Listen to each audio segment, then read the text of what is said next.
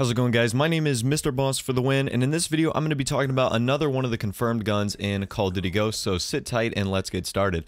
A little bit about the gameplay. This is some game on the map Rush, and about halfway through this game we started getting a giant lag spike. You'll see it here. It almost looked as if my character had some sort of tremors, and it was not going very well, and I managed to get through it and get a pretty good score, but it was really crazy. So it was kind of like being on an LSD acid trip. I have no idea what that's like, but I'm assuming if it were to happen in Call of Duty, it would look like this. So anyways, let's talk about the UMP 45.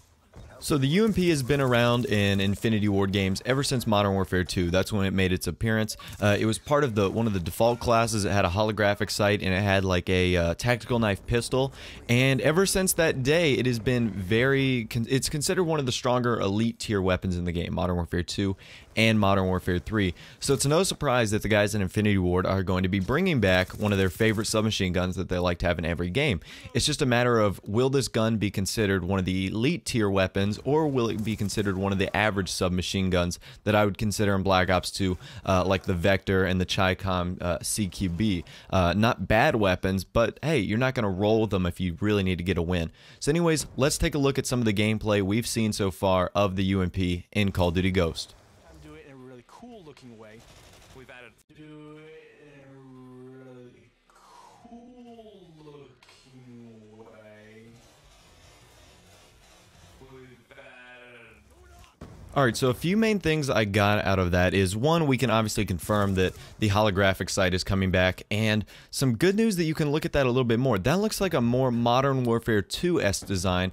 Obviously, when you look at the UMP on Modern Warfare 2, there was that default class that I was talking about, and it came with a holographic sight, and it looked very similar to that design right there. So it'd be really interesting to see if Infinity Ward chose to go back to, like I said, a Modern Warfare 2-esque style instead of Modern Warfare 3, because I do consider Modern Warfare 2 to be their more successful Modern Warfare series game, other than Call of Duty 4, but that engine was retired some time ago, so no need to reconsider that coming back.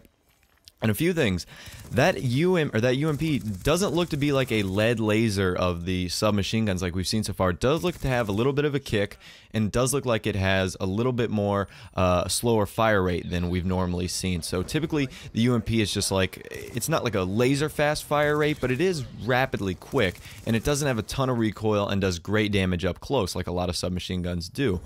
So this is really interesting. It looks like a great weapon. Obviously we can't judge anything because that is campaign footage. As you know, like if you play zombies, this is when the lag kicks in, by the way. If you played zombies, you'll know that some guns have added recoil, some guns have recoil taken away, some guns have added ammunition, some guns have ammunition taken away.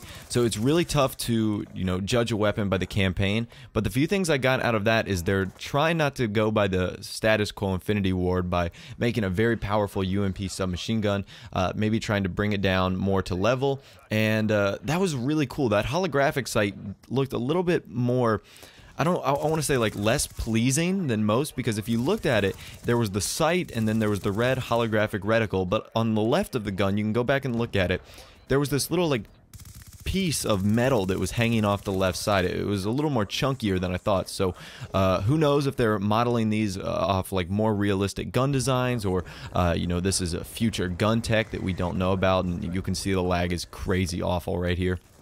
But I'm still managing to get my score streaks, which at the end of the day is really cool. So yeah, I'm really excited to see about how this plays out, because Infinity Ward has been the developer who has had less perfect gun balance. A great example of this is Modern Warfare 2 and Modern Warfare 3.